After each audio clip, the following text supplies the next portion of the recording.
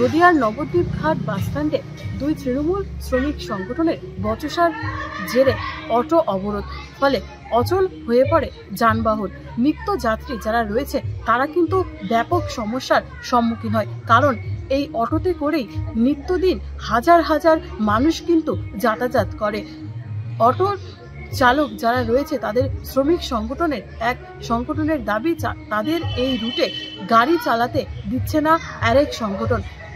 এই বচসার জেরে ঘটনাস্থলে রীতিমতো আসে পুলিশ। তারপরই যারা শ্রমিক সংগঠনের উচ্চ পদস্থ কর্মীরা রয়েছে তারাও কিন্তু এই অটো স্ট্যান্ডে আসে এবং তারপরই তাদের আলোচনার মধ্যে দিয়ে এই অবরোধ তুলে নেওয়া হয়।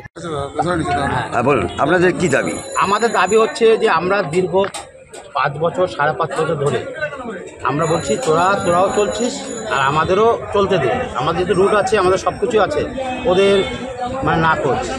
অথচ গুমাঘর ঘাট থেকে শ্যামপুর হয়ে গুমাঘর ঘাট ওরা এখানে এসে কামিয়ে যাচ্ছে, না হলো 80খানা গাড়ি, আর আমাদের এইগুলিকে দিচ্ছে না। আর আমরা এইখানে ওইখানে করে এরকম সময় গিয়েছে, আমরা ব্যাংকের ফাইন্যান্স দিতে পারছি না, আমরা গ্যাস কিনতে পারি না, আর আমাদের পরিবার মানে না খাওয়ার মতোই, যেটা খেয়ে নিচ্ছি তারা গ্যাস কিনতে পারছি না।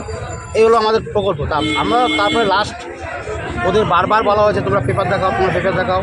আমাদের যে ছিলেন চেয়ারম্যান ছিলেন, আমাদের বিধায়ক ছিলেন, আমাদের ডিস্ট্রিক্টের যে আমাদের সভাপতি আইটিসি, আজকে দেবো কালকে দেবো দফা মিটিং হয়েছে, ওরা দেখা দিচ্ছে না পারতে আজকে আমরা এই অবরোধে নেমেছি। আর আমাদের দাবি হচ্ছে আমরা যেমন স্টেশন, আমাদের এখানে রেজিস্ট্রেশন আছে, পার্টির অনুমোদন আছে, আমরা শ্রমিক সংগঠন, আমাদেরটা আমরা চালাবো।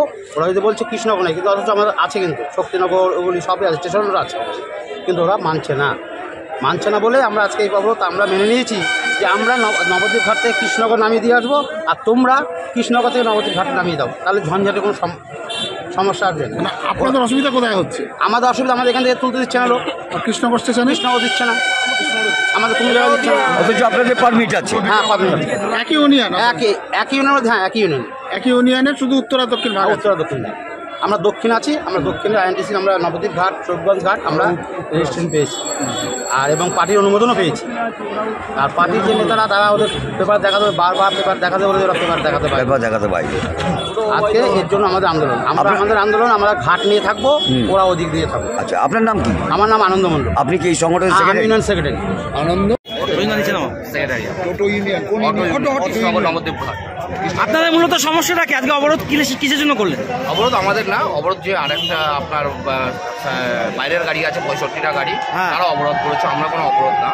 আমাদের পুরনো যেভাবে ইউনিয়ন চলতে যাচ্ছে, ওদেরও যেভাবে ছিল ওরাও চালানোর জন্যে, ওরা ঘাটে এসে দখল করার জন্যে অবরোধ ওরা করেছে, আমরা কিছু করেছি। আপনাদের ইউনিয়ন তো একটাই? হ্যাঁ, ইউনিয়ন একটাই। তাহলে আপনাদের ভাগাভাগি কেন? ওটা বিগত 10 বছর ধরে মামাটি সরকারের আপনার 65টা গাড়ি দিয়েছিল, সেই গাড়িগুলো আউটে পারবে, ওরা জোর জবরদস্তি এই ঘাটে এসে দাদাগিরি করে প্যাসেঞ্জার তুলছে। আপনারা কি চাইছেন? আমরা চাইছি যে ওরা যেভাবে চলছে চলুক, আমরা যেভাবে চলছি সেভাবে চলুক। আপনারা কি আপনাদের ইউনিয়নের ঊর্ধ্বতন কর্তৃপক্ষকে জানিয়েছেন? হ্যাঁ, জানানো হয়েছে, ওরা আসছে, আমাদের সিনিয়র যারা আছে, প্রেসিডেন্ট আছে, আসছে, ওনারা এসে কথা বলবে। আপনার নাম কি? আমার নাম প্রসেনজিৎ ঘোষ। আপনি কোন পদে আছেন? সেক্রেটারি, অটো ইউনিয়ন নবদ্বীপ ঘাট। নদিয়া থেকে কুহিলি দেবনাথ, এভিএন নিউজ বাংলা।